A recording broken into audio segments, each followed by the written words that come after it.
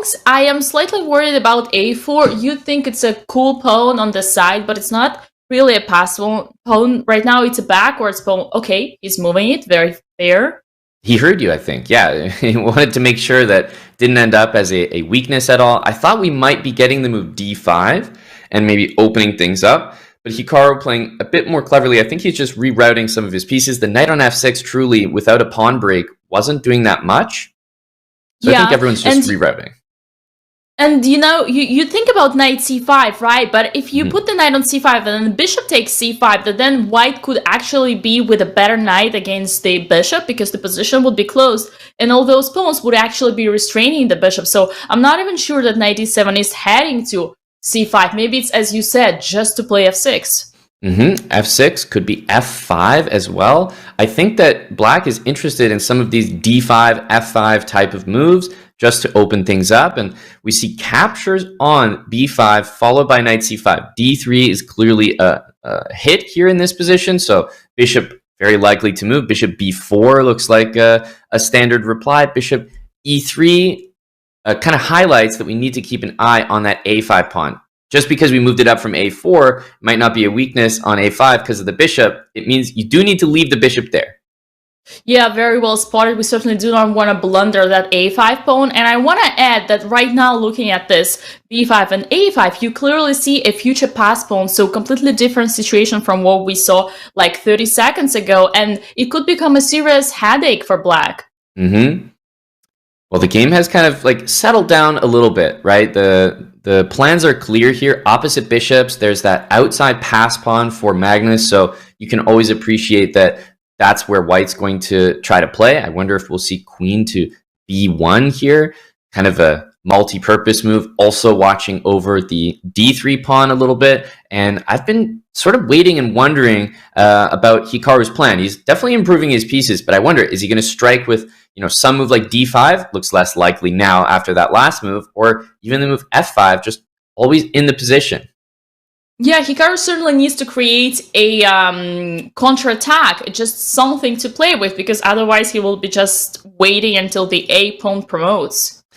Yeah, for the moment, it's the case where, okay, maybe he's not going for any of these breaks, but there's nothing wrong with his position. White's pieces also are a little bit, placed a little bit strange. Rook on a3, queen on b1, but there is some kind of coordination here. The a pawn also can't really move.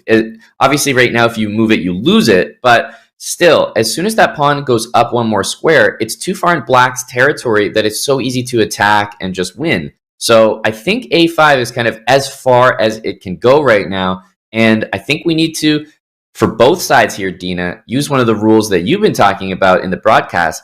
Take one of your worst pieces and think about how to improve it. So rook e8?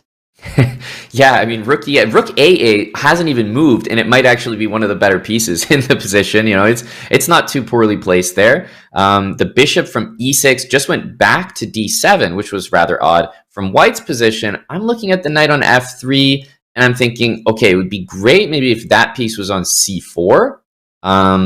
Don't mind the knight on the c4 square. We'd be hitting b6, d6.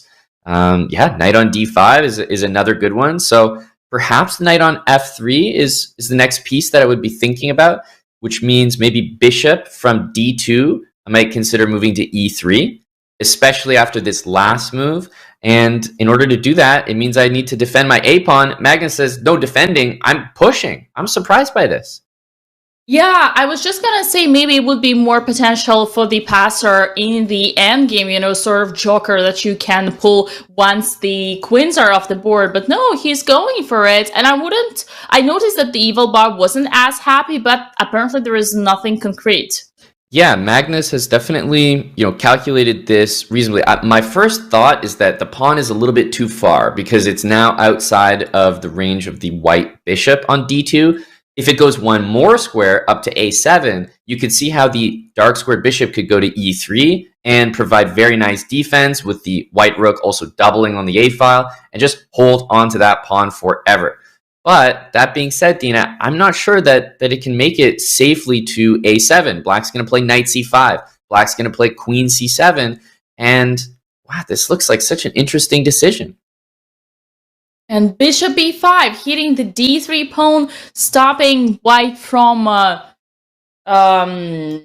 putting all their pieces on to help with the pawn. But why is it so bad? I don't know. I'm looking at d4, right? That's the sort of first consideration, just because it's attacked, and this looks like the knight could recapture nicely. But there are lots of tactics and things to worry about. E4 might be loose at the end. Knight d3 can happen anyway. But a7 is quite defended, better than I thought. Maybe Hikaru's trying to play rook e7 next and just take on a7. It looks like white cannot add another defender. So if the engine likes white's position here, Dina, it's telling me there has to be kind of an important move here. We can't just play a slow move because rook e7 and maybe taking that pawn is coming. Bishop e3. Magnus is hitting the knight with the idea if the knight moves, then the bishop would be protecting the pawn, but the knight certainly doesn't want to move. Hikaru's just going to go rook to e7. So what happens if the pawn gets captured here? I guess, is it rook b1 almost? Yeah, you can go rook d1, and the knight will just return. Knight to d3. Is that time to sacrifice the rook? I mean, if I'm sacrificing, I need a pretty good reason. The thing about the move bishop e3 is it's one of those things where you just fully allow your opponent to play the move they threatened. And that's always a humbling experience in chess. When you make a threat against someone and they say, yeah, please do it, then all of a sudden you start really second-guessing yourself. And what if we would just put the rook on b1, attacking the bishop who's protecting the knight? Yeah, rook b1, bishop c4, and then maybe rook c3. I wasn't sure about this position. Maybe we can kind of get a pin here, and yeah, the black queen can't really get out of this. It just feels like a position that tactically could fail. Yep. And then the knight would come to d2 and attack the bishop. And I think we have this on the board. Correct. I can't believe this. We were looking at this in analysis, and I was like, no, there's no way, because the rook would go to c3. Rook c3 looked like a good move, but Magnus maybe just played an even better one, knight d2. What does Hikaru do about this? The bishop is attacked, the bishop is protecting the knight. It looks like just a simple overcharge, the tactic that the 1100s are usually studying days and nights. Well, let's be serious here for a second, because the move knight d3 by Hikaru, I wonder what he overlooked here, right? A player as strong as Hikaru, he knows that Magnus is not just going to encourage him to take a pawn and not have anything for that, right? Like he's got to have something prepared. So I wonder what he missed here. He clearly overlooked something. Yes, the bishop is attacked. I think the threat is simply rook over to c3, and you can't do anything about moving that bishop because the knight still needs protection. And looking at Hikaru's face, he's certainly not happy. He's realizing what's going on. He's nodding his head. He looks like it stinks. The position stinks. Maybe pawn to d5? Like, at this point, I'm just trying to save everything. I'm sure this move is no good. I'm trying to protect everything, but there's so many threats. The rook c3, and let's not forget, white has a pass pawn protected on a7. So even if we don't win a piece here, we can appreciate that in order to get out of this tangled mess that he's put himself in, he's not going to be able to also handle a pass pawn on the 7th rank. And he's going low on time already. Only 1 minute for Hikaru Nakamura versus 4 minutes for Magnus Carlsen. Honestly, this looks just too good to be true.